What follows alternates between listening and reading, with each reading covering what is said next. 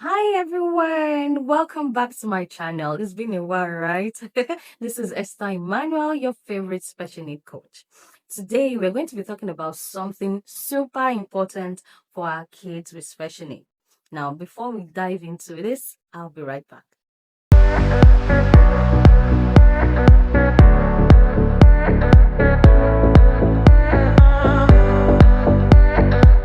We're going to be talking about creating routines that work. Now, you know that routine can bring a sense of comfort and predictability for kids, especially those with special needs. But here is the thing, every child is different, okay? So in this video, we're going to be exploring how, to create routines using visual schedules for kids who loves to see things.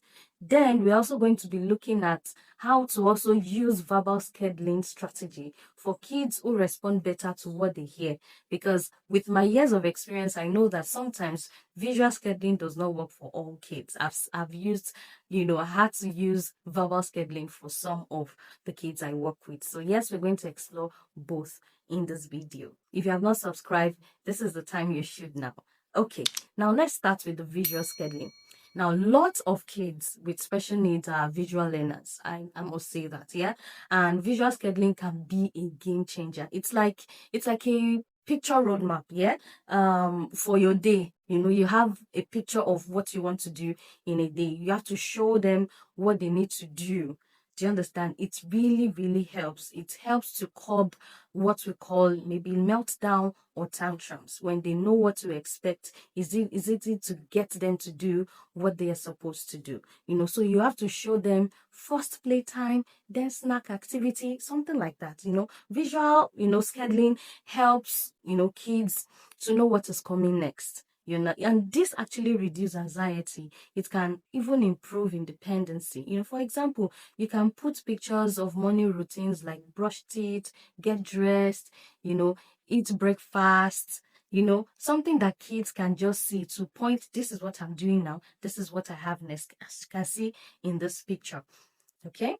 Now, but the truth is, not all kids with special needs are visual learners. Some actually respond to verbal scheduling. Now, the mistake we make most times, especially as therapists, is that we just feel like visual scheduling works for all kids with special needs. And then that's how we start our sections, when we just start with visual scheduling. Yeah, paste this on this. Now we have this, you're showing the child. Now, most child, especially those with ADHD, I've worked a lot with them. Some of them are not visually inclined. So if you are showing them something, trust me, they're not seeing it. They can hear you, but they can't see what you're actually, not like they can't see like they're blind, but they are not paying attention to actually look at what is in the picture. Do you understand? So that won't work for them. So that's why you also need to do verbal scheduling.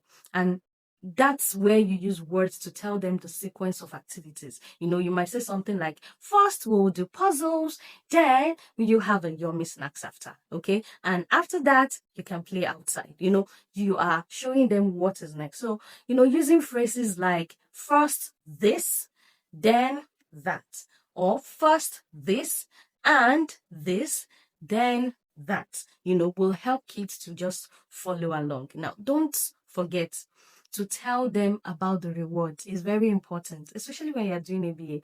You have to show them, okay, if you can do this, this, and this is the reward you get. You can get, it's always good to reinforce kids with special need. It's always good, especially those on the autism spectrum. Well, I just feel so. That's the way I work because it has helped and it's still helping. So if you want your section as a therapist to be smooth and be good, try to always have a reinforcer. Try to always have a reward for good labor. Huh? Yes, it's very important. Even kids generally likes reward. So when they do something good, it's good you reward them. So when they follow the routine and they follow this and this, they can get that. Do you understand? So when they finish, their work or your work, you can pick up favorite games that you can do and all. So yeah, verbal scheduling works great for kids who processes auditory information very, very well. Now, the beautiful thing is whether visual or verbal, the key is to be clear and consistent, letting kids know what what's going to happen next, help to set their expectation, and it can reduce meltdown, as I said earlier on, and that is a whole lot of stress that you want to avoid, right? Yeah, so it gives them a sense of control, knowing what is next, and involving them in their schedule, makes them feel like they are part of this. Okay, like you let them pick the activities they want to pick. Sometimes, giving them choices. Oh, we have this. Oh, how can't we do this? Sometimes you can even give them choices like, oh, you can either do your numeracy or you do your puzzles, something like that. But let them be involved in the process of scheduling their own routine. It helps a lot. Okay, now this is very important. Mix it up based on your child's need. Some kids might do best with both visual and verbal strategy. But if I were you, I will mix both up. I'm not going to just use visual and just show them and like pam pam pam. I'm going to use visuals. I'm going to use verbal strategies. So pay attention to how your child responds, and adjust accordingly. And celebrate the little wins that comes along the way. All right. I hope this has been helpful today. If you have any comments around this, let me hear from you. Type it in the comment section. Let's talk about it. If you want me to talk about any other video at all or anything at all that around kids with special needs, that's my specialty. I will talk about it. Just let me know in the comment section as well. Thank you very much and bye for now.